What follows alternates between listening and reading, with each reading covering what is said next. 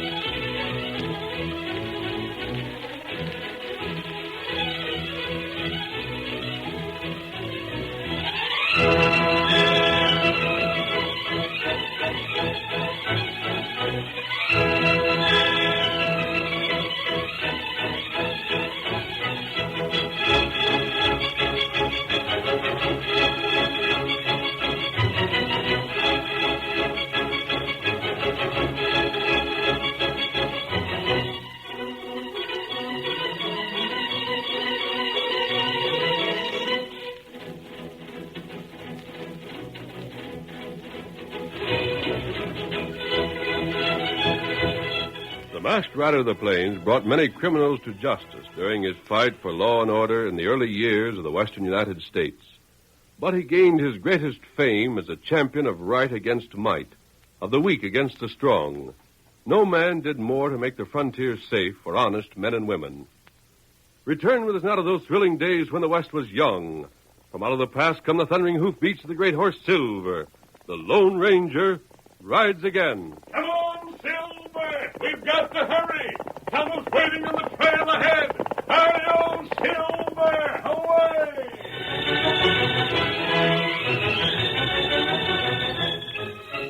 The Lone Ranger and his faithful Indian companion Tonto listened with interest to the old-timers they had met on the trail outside Freeport.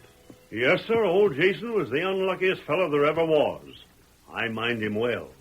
Before he left these parts, we was right good friends. We was neighbors for a while. But you have no idea what became of him? No more than my horse here, stranger. Never even heard his name mentioned the last few years till this business of the ranch come up a couple of months ago. And if he's not found? It goes to his nephew, a fellow named Lang, son of one of Jason's brothers. You should meet him. For a worthless, shiftless, downright ornery example of nothing at all, he takes first prize. You mark my words. That ranch is worth $100,000 if it's worth a penny, and he'll have it drunk up inside a year. You said Jason was unlucky. What did you mean by that? What do you mean? Well, stranger, did you ever meet somebody that brought bad luck with him wherever he went without raising a hand? Oh, I can't say that I have. Well, then you should have known Jason. That was him. Married 3 times and lived to bury every wife he had. Had 4 young'uns and buried them. Bought out a stage line just before the railroad come through. Sold out for a song and bought beef. And lost every critter during a drought. After that, being broke, he decided to prospect for gold. And then? He found a likely spot. Worked at it for 6 months. Just wouldn't give up. Had so much faith in it, he almost starved to stay at it. But finally, he seen where it wasn't no use. He'd been just stubborn to no purpose. So he up and cleared out. And that's happened to lots of men. Uh-huh. But not like it did to Jason. Why, 2 weeks after he'd pulled stakes, another fella come along, took a couple of swipes with his pick where Jason had been digging, and uncovered a vein that yielded $500,000 before it thinned out. Now tie that in if you can. I'm afraid I can't. But that's just the half of it. Jason weren't only unlucky to himself, he was unlucky to everybody else. If he stopped someplace overnight, either the house burned down or sickness broke out in it. Coincidence, of course.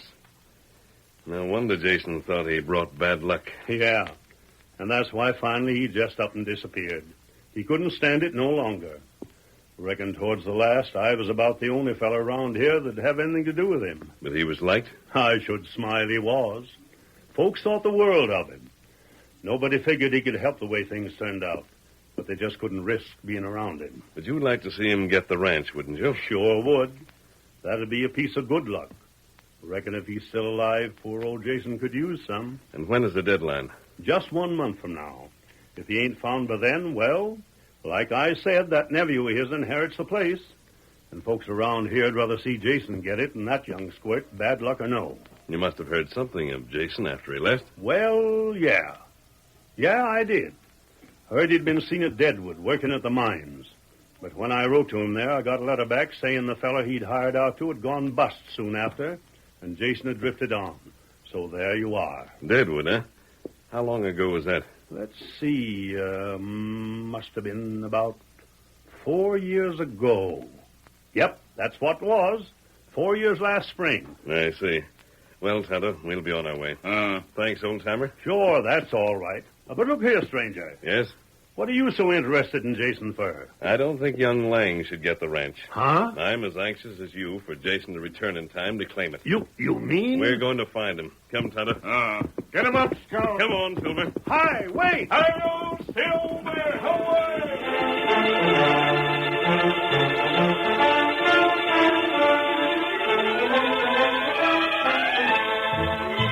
On that same day, hundreds of miles from Freeport, a wealthy rancher named Ashley was listening to a report from his foreman.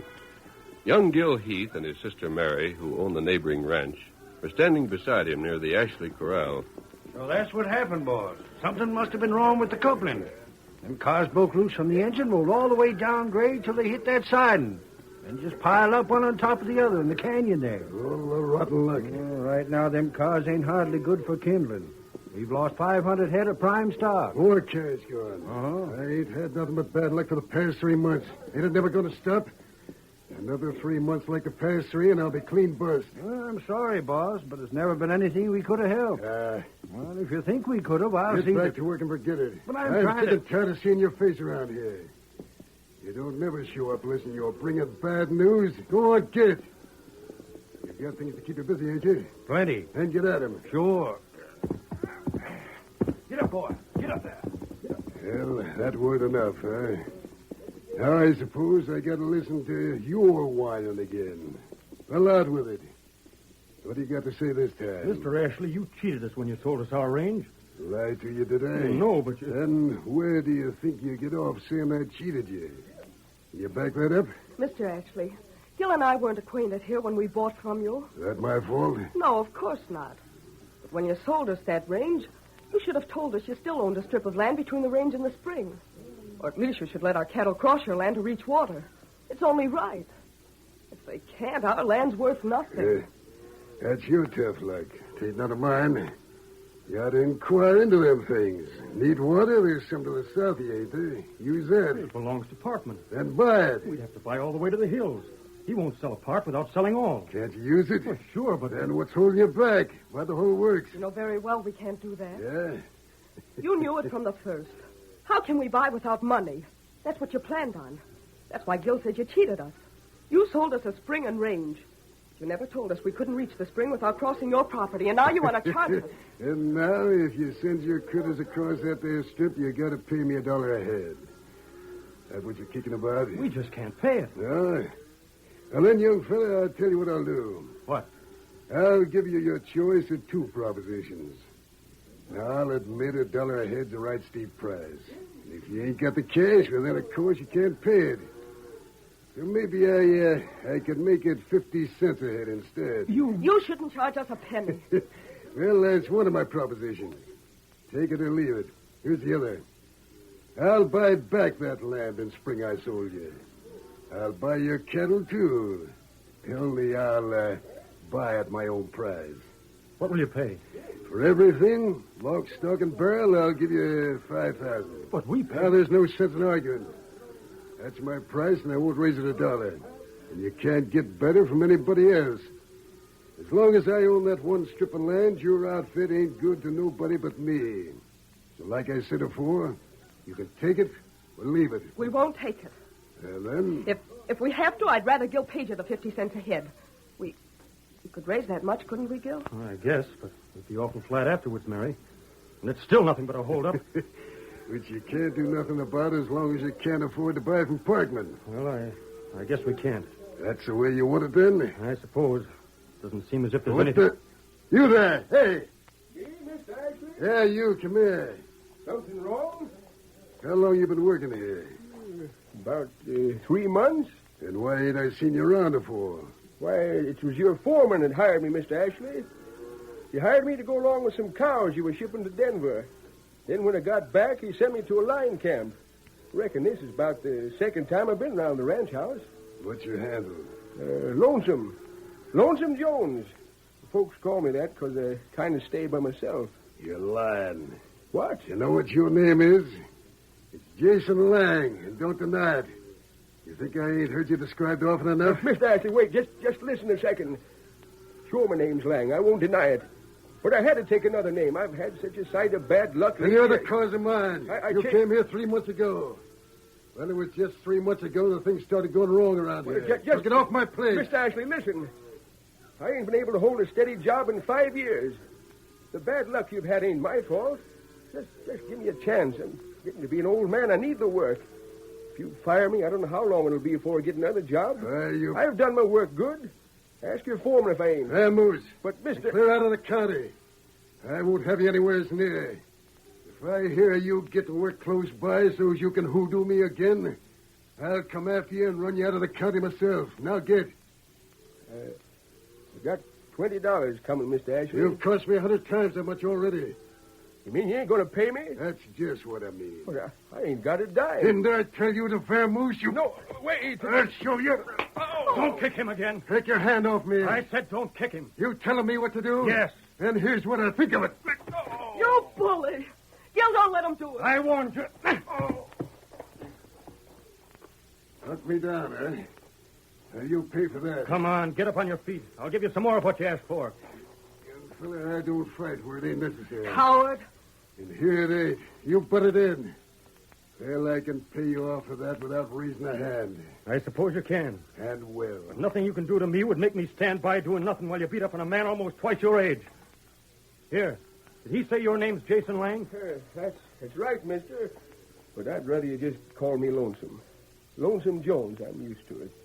Seems to fit better somehow. All right, Lonesome. You're coming with us. Huh? You said you'd have a hard time finding work, didn't you? Well, we'll give you work. No, miss, you couldn't do that. I wouldn't want to see you come to any harm on account of me. I'll be all right. Nonsense. Of course you'll come with us. Go ahead, climb up in the buggy there. You can drive us home. But you needn't Go on, Lonesome, please. Well, if you say I should. Only... Well, I know doggone well I hadn't ought to. You know something? Maybe I won't have to pay you off myself. No?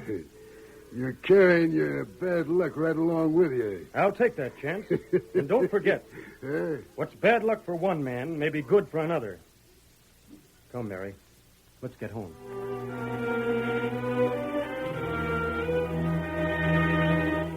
More than a month passed, and during that time, the Lone Ranger continued his search for Jason Lang.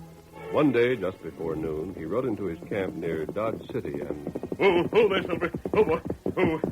Tonto, get mounted. You got news? I picked up Jason's trail again. Not good. Here, Scout. What you find out? Jason was at Dodge City. I'm certain of it.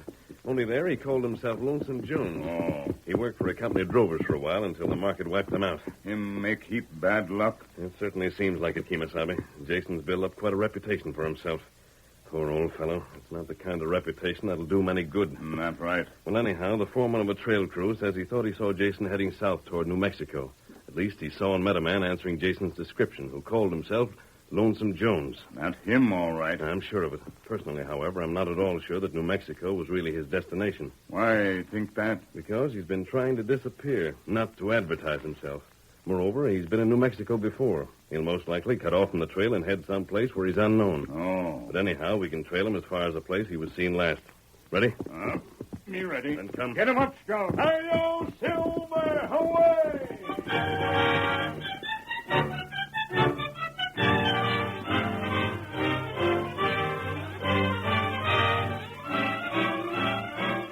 The curtain falls on the first act of our Lone Ranger story. Before the next exciting scenes, please permit us to pause for just a few moments.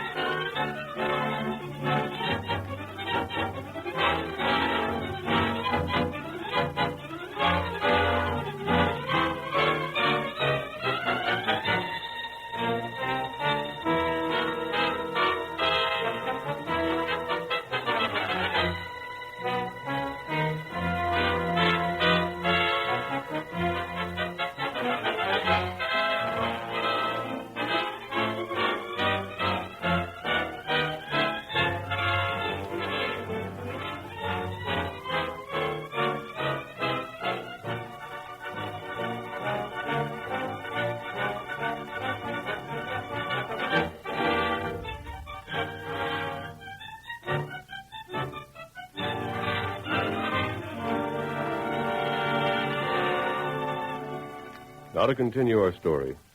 Several days went by while young Gil Heath tried desperately to raise the money he would need to pay Ashley. He finally succeeded and set out for Ashley's ranch house. It was late in the afternoon when he returned home. Mary was dusting the furniture in the parlor and...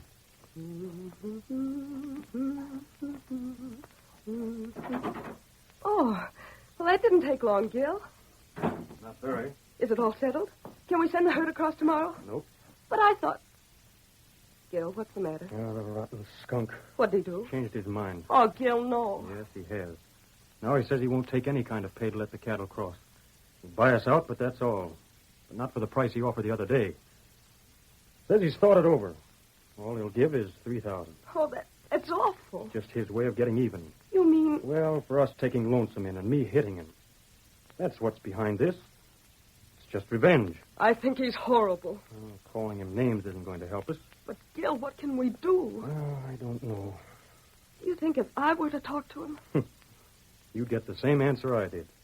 He's just a crook, Mary. That's all you can call him. He's worked this game before. Game? Sure. They told me about it when I was in town raising money. You know how many times he's sold this place? He's sold before? I'll say he has, 6 times over. And every time to fools like us who were strangers in the district and didn't know any better. Oh. I should have suspected something right at the first. He was willing to sell too cheap. A fellow like him doesn't sell for the price we paid unless there's a good reason for it. Then he is crooked. Sure. That's what I said. Then he ought to be arrested. For what? Getting the best of a slick bargain? But we can try. What could we do but sue? And how far would we get? He never came right out and told us we could use the spring. We just took that for granted. All we'd get from a judge would be sympathy. And a lot that helps. But, Gil... Hmm? That means... We'll most likely have to take him up. Take his $3,000. And that's better than nothing. How long can the cattle... Last like they are? Yes. Just till they've drank up what gathered after the rains. Another week at the most. And then... And then they'll go thirsty. Yes. Unless we sell. Mm-hmm. Oh, if we just had the money to buy that land for Mr. Parkman, then we wouldn't care no matter how Mr. Ashley acted. Wishing for the moon, sis? Oh, I suppose I am. You sure are. That'd be swell, sure, but we can't. So let's not even think about it. It just makes things worse. I know. And anyhow, we've still got a week. So how about postponing our worries till then, huh? Of course, Gil. I didn't mean to act like a crybaby. Sure not. Now, how's for something to eat? Well, where's Lonesome? Seen him around? Why, he... Oh! Huh? What's wrong? He was in the kitchen cleaning his gear. The door was open, but now it's closed. Oh, Gil, he must have heard everything we said. Gosh, Gil, find him, you must. He's so afraid he'll bring us bad luck, he'll blame himself. Poor old fellow. Where... Hey, What is it? just look outside there. Hi, Lonesome. Hold on there. Wait a second. Oh, you leave me be, Gil. I'm leaving and you ain't going to stop me. Oh, no, you're not. Let go, Gil, please. Get out of that saddle. Wait. Gosh darn it. There. That's better. Now then, just where do you think you're going? Oh, I had to know. Thought you were going to leave for good, huh? Were you really? Were you going to leave us? Without even saying goodbye? Well, doggone it, I just ain't going to bring folks like you no more bad luck. I'm a hoodoo, that's what I am. I'll bet if you hadn't took me in, you'd have got out of this all right. Oh, wait. No, 'tain't fair. I don't mind hoodooing a polecat like Ashley, but you folks are different. So I'm pulling stakes. Like fun you are. Lonesome, you'll do nothing of the kind. Oh, now listen. Lonesome, look here. Gosh, You listen to me. This hoodoo business you talk about is, well, it's just nonsense.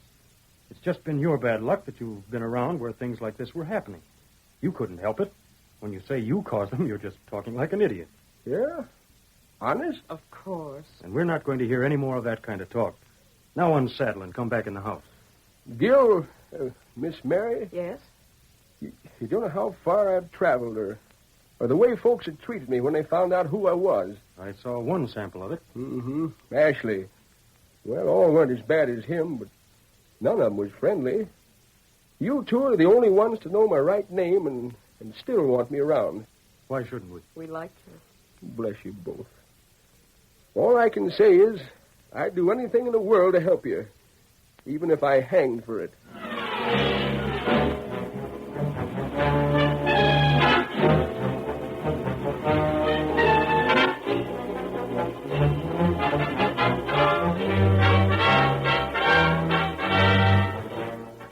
few days later, the Lone Ranger and Tonto talked with the cowboy. They met not far from the Ashley ranch house.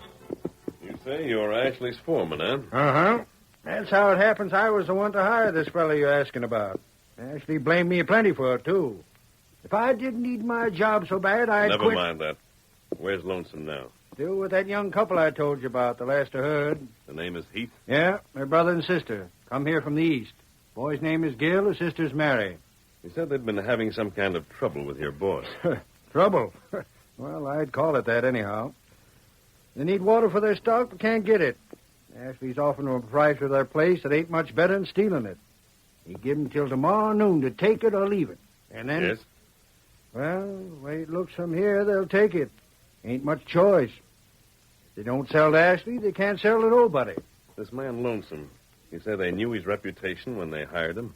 Sure did. But it didn't faze them any at all. I see. Well, thanks. Tonto, let's get going. Suppose if I was to ask, you'd tell me why you wanted to know about Lonesome wasn't any of my business. I would. I thought so. But, stranger, Huh? keep your eyes and ears open the next few days, and you may find out. Come on, old fellow. Get him up, Scout. Hurry, boy. Hurry.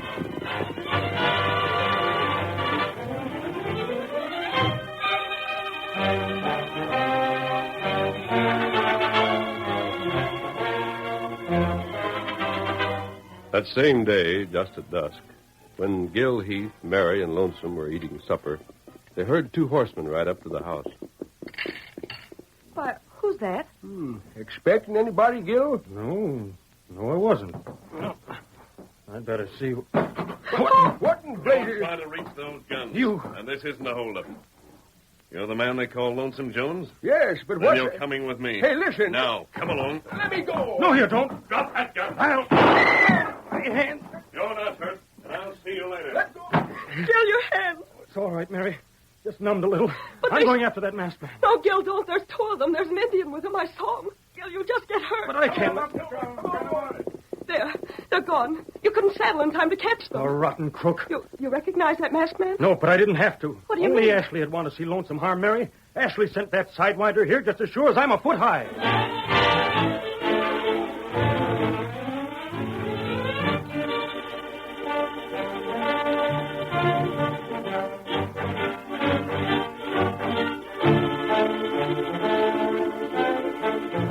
Out of sight of the ranch house, the masked man explained everything to Lonesome. And when he had finished, This ain't a lie, mister? You ain't telling me this just to fool me. No, Jason, I'm telling you the truth. Call me Lonesome, mister. I'm more used to it. Very well, Lonesome. You can see that neither Tonto nor I would gain by telling you what wasn't true. For that matter, you can check soon enough yourself. There's a telegraph at the fort. Send a message to Freeport. You'll soon find out you're a wealthy man. Mister, come on. Where to? To that there fort. Good. Here, I'll help you. Give me your hand. Thanks. And if I find out what you told me is so, Yes? then I've got another place you can take me. But there's time for that later. Come on, tell this critter of yours we want to travel. Come on, Tonto. Let's go. Get him up, Scout. Get him up.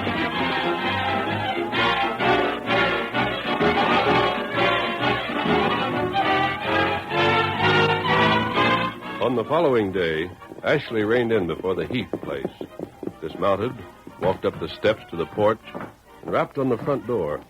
Come in. Howdy. It's you. Just Mr. Ashley, Mary. Oh, I hope it was Lonesome. You don't sound glad to see me. Lonesome's disappeared. We've been hoping. No, he was talking to Ashley about it, Mary. He knows all about it. Knew before we did. Yeah? I don't savvy. Don't understand, huh? Ashley, did you think we wouldn't know it was you who sent that masked man after Lonesome? Masked man? What are you talking about? Forget it. You don't have to put up an act for us. I'll just give you this warning. I If don't... you've harmed him, you'll pay for it. Now get down to business. At least I suppose you're here on business. Don't imagine you'd have the nerve to make us a friendly call. I'm here to buy. And you're wasting your time. Yeah? Well, don't get me wrong. I ain't going to keep making you offers. This is a lesson. I happen to know you're in a spot where your cattle has got to reach the spring. If you want to sell after today, you'll have to come to me. And maybe I won't be of a mind to be so easy on you as I am now. Easy on us, offering us $3,000? Maybe next time it'll be less. There won't be any next time. And there won't be any this time. We're not selling, so get out. You won't sell when you know you can't get water? We would have sold if you hadn't sent that man after Lonesome, but now we won't. We'll give the place away first. But you won't have to. What the? Lonesome, tell them. Folks, look at here. What do you Just got? look at that. What is it? An option on Parkman's land. An option good for 90 days. When that land is yours, you won't need the spring. You'll have all the water you can use. Lonesome, did you get that option? Sure did, Gil. But it's no good. We can't buy. You know that. Uh-huh. Well, then why did But you... I can. Well, what do You can. Yes, sirree, I'm a rich man. If you don't believe it, just ask the masked man. Well, doggone, he lit out already. Hey, hold on. Wait, Lonesome. What do you mean? Huh? Oh, yeah, sure, I'm going to buy it. That there masked fella's been hunting me out just to tell me I inherited a ranch and cash. You old fool, your lies ain't going to get down with me if you think that... Ashley, you can skedaddle. You're all through. You and your crooked game's finished. You sold this place to these folks cheap, eh? Thinking you'd get it back still cheaper. Well, you ain't, and you're going to have to stand the loss. Lay a hand on him and you'll get what I gave you the other time. Gil, recollect what I told you before, that I'd do anything for you folks? Sure, but Well, I got my chance. Thanks to the masked man. I'm buying that land from Parkman, giving it to you, and you can pay me back whenever you feel like it. Oh, we couldn't let you do that, Lonesome. No? You couldn't stop me. I've been waiting most of a lifetime for this. Doggone if I ain't brought somebody good luck at last. Hi-yo, Silver, away!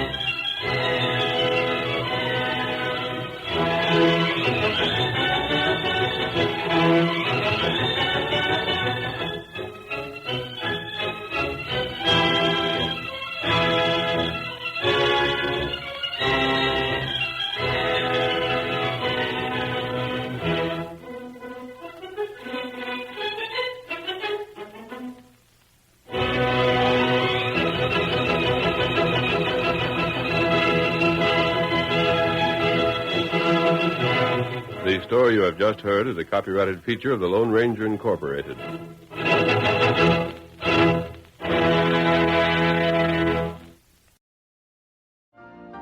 You've been listening to the OTR Gold Network.